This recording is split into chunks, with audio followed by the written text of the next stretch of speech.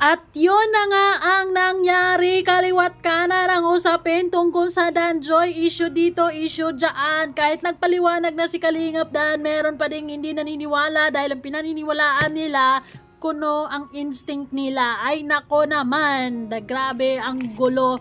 Plus, nadagdagan pa, syempre, mas lalong naging personal or mas lalong naging mainit, lalo na nagkaroon ng hindi pagkakunawaan si Ma'am Bupil at saka si Kuya Brooks. Ay nako, mas lalong uminit ang tensyon ng mga fans ng Danjoy. Ganito talaga kapag sikat, hindi mawawala ang init. Pero yun na nga, minsan yung mga ganitong init, medyo nakakapang-init na rin. ng ulo. At syempre, isa na si Joy Jaan ang naaapektuhan. So, dito sa kanyang TikTok note or TikTok story, nag-remind siya sa kanyang mga fans, let's spread love, not hate po. Ngayon, nasa tamang edad na tayo, sigurado naman ako na naiintindihan din naman natin ang gusto ni Joy na sana love, love, love lang at wag na mag-focus sa issue na wala namang katotohanan. At yun na nga, nagpaliwanag na si Kalingap Dan ng paulit-ulit. Anyways, hi Wow Life, another video, another share guys, another POV. So ngayon guys, magbibigay tayo ng point of view dito sa usapin regarding issues about sa nangyayari ngayon sa Danjoy. Well, good thing about sa dalawa dahil okay naman na sila ngayon. Very fresh ang aura nila actually. Nagla-live sila ngayon for their first ever live sa Velvet Velvet Box as ay ambassador sa produkto nila Kalingap Rab. So, congratulations Danjoy dahil ang daming mga nagmamine. Sana magmine din kayo ng aking sabon. Thank you guys. Pero syempre, bago ang lahat, don't forget to support and subscribe Kuya Val Santos Matubang at Tiid na Vlog Kalingap Rab at sa lahat ng Team Kalingap. Syempre guys, salamat sa suporta at pagmamahal nyo sa aming mga Kalingap Reactors. Grabe. Medyo mainit talaga ang mga usapin ngayon dahil nagkakaroon ng tensyon sa in between fans ng Danjoy versus fans, Kalingap Dan versus fans, ganun. Kasi kisyo nagtatampo sila, hindi nila maunawaan si Kalingap Dan. Nag-uugat ang lahat doon sa isang upload video ni Kalingap Dan na kung saan ay ang subject doon ay si Dayan na nagsasabing nagsizelos daw kuno siya dahil sobrang close na ang dalawa, si Joy at saka si Kalingap Dan. Hala. Prank gone wrong kasi maraming mga nagsiselos, maraming napapaisip, maraming nainis, maraming nagdududa tuloy. Nako, lagot ka Kalingap Dan. Pero na-appreciate ko si Kalingap Dan dahil hindi niya intention talaga na ganito ang magiging reaction ng mga tao sa upload na yon because it was just a prank, but then prank gone wrong. Ang nangyari, nagkaroon ng clash of opinions tungkol sa videos na yon. But anyways, hindi mo sila masisisi, hindi ko rin sila masisisi. Yung nararamdaman nila is valid, 'di ba? Nakita at napanood, narinig natin doon sa mismong vlog ni Kalingap Dan, dahil siguro tao lamang, kaya pagkakamali ni Kalingap Dan yon at hindi niya yon dininay at inako niya yon at naghingi siya ng sorry. Pero one thing for sure na hindi niya aaminin is yung mga nagsasabi na hala si Kalingap Dan ay may ano kay Dayan, hala si Kalingap Dan may something with Dayan. Yon ang hindi aaminin ni Kalingap Dan dahil hindi totoo yon. 'Di ba? So dito maririnig natin ang kanyang paliwanag sa mga hindi pa naniniwala. Pasensya na po. Marami tayong mga nabigo na supporters ng Danjoy. Nalulungkot ako kay Kalingap Dan. Nararamdaman ko din yung pagiging niya dito. Sincere yung paghingi niya ng tawad sa mga taong nasaktan unintentionally, 'di ba? So, anyways, nakita 2 beses ko actually ni-review yung video na yon. Ay hindi ko naman nakitaan ng connection or hindi ko nakitaan ng hindi natin narinig si Kalingap Dan na bumanat kay Dayan, di ba? Or kung ano pa man. Basta si Dayan lang nagsabi na nagsiselos na kuno. Actually, yung segue ni Dayan about sa mother niya is hindi naman katanggap-tanggap dahil para sa akin medyo malayo lang. Di ba? But anyways, para sa akin walang dapat isipin tungkol kay Kalingap Dan and kay Dayan because si Kalingap Dan nakikita at nararamdaman ko sa kanya na hindi niya kayang saktan si Joy. Isa sa mga bagay na na-appreciate ko sa kanya doon is yung si Joy lagi ang iniisip niya kung ano mararamdaman kay Joy or yung mga fans. Doon pa lang dapat alam na natin yon na he knows his limits, he knows his boundaries. Pero yung mga nagsasabi na pabayaan na lang daw si Dayan at wag nang puntahan pa, hindi naman po pwede yon kasi charity vlogger po si Kalingap Dan, di ba? Ilugar po natin yung pagsiselos natin, yung pagiging jealoso natin, ilugar po natin dahil isang charity vlogger po si Kalingap Dan. And also, nasa tamang edad na yan guys, marunong na yan, alam na niya ang tama at mali. At siguro naman, napatunayan naman ni Kalingap Dan yung efforts niya, yung mga yung sinasabi niya tungkol kay Joy na magtiwala tayo sa kanya. Hindi na maulit yun. Pasensya na po sa mga na dapat. Yun na po, malinaw naman po. Simula umpisa po, walang-wala po yun. Diba? Kalingap Dan, minsan kasi yung ibang mga fans medyo jealoso talaga. Kumbaga, hindi talaga maiwasan na may mga fans na sensitive, 'di ba? Na parang actually yung iba nagsisilos na agad, hindi nga nila tinapos yung video na yon.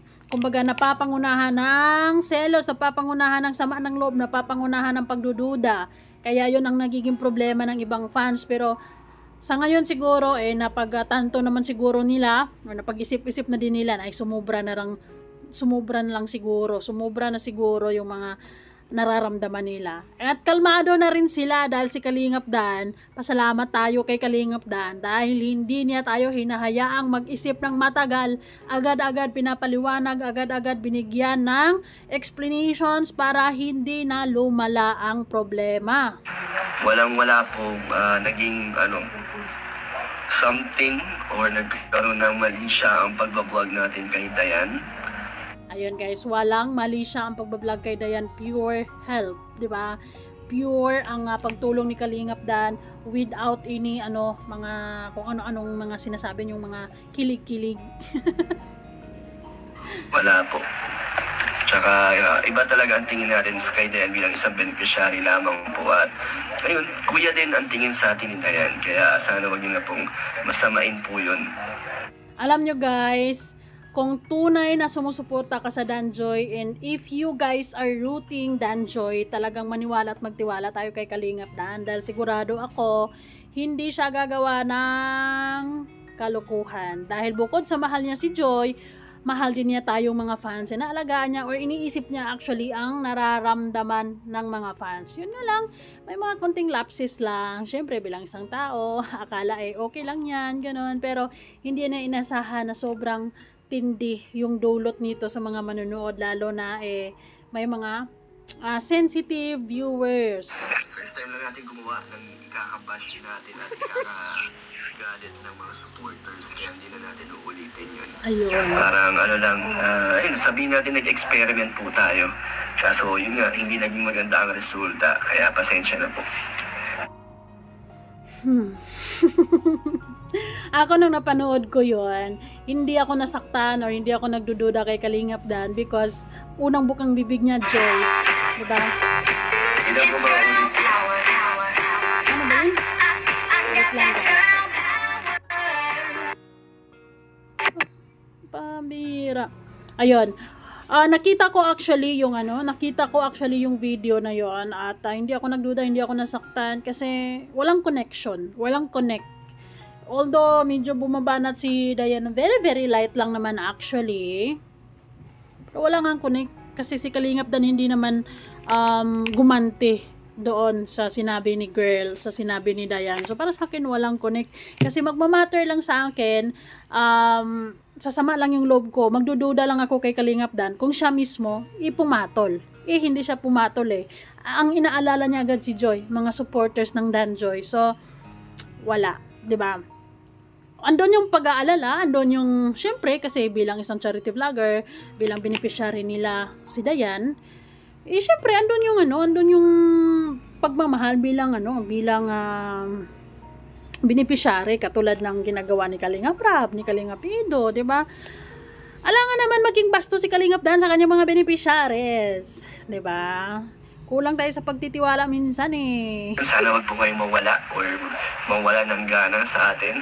Oh my God, nakakaloka. Parang naiyak na si Kalingap Dan dito. Nasabi niya, sana wag po kayong mawala at wag po kayong mawala ng gana sa akin kasi wala naman po talaga. Wala. Hindi po natin sasaktan si Joy at talagang hindi natin kaya Joy. iti-take advantage ang kabaitan ni Joy sa atin. How do you... So, narinig na natin guys, hindi niya sasaktan si Joy at hindi niya iti-take advantage ang kabaitan ni Joy. Kaya kalma, inhale, exhale, love, sabi ni Joy, spread love and not hate. Hopefully, si Ma'am Bupil at saka si Kuya Brooks, mapag-usapan din nila yung personal problems nila. Kasi naapektuhan na rin si Joy. Syempre, as much as possible, we want Danjoy is, love lang. At hindi magiging stress, 'di ba? Kasi as much as possible, gusto natin ang dulot ng Danjoy sa bawat manunood, sa bawat viewers, ay pagmamahal, love, good vibes. Pero syempre, dito sa Sukmid, walang ganon. Minsan may mga problema, minsan may mga usapin talagang ganito. Kaya kailangan maging matatag si Joy at si Kalingap Dan. And I know na sobrang matatag na talaga sila. Good thing at sobrang na-appreciate ko si Kalingap Dan because sobrang mahal na mahal lang niya yung mga Danjoy fans, yung mga sumusuporta sa kanya, super niyang pinapahalagan, 'di ba? Yung sinabi niya, sana wag kayong mawala, sana hindi niyo kami iiwan, yung suporta niyo ay ganun pa din, pasensya na, hindi na mauulit. I really appreciate it coming from him. Ayun, good job Kalingap Dan, and ayun, we love Danjoy. And syempre guys, let's kalma.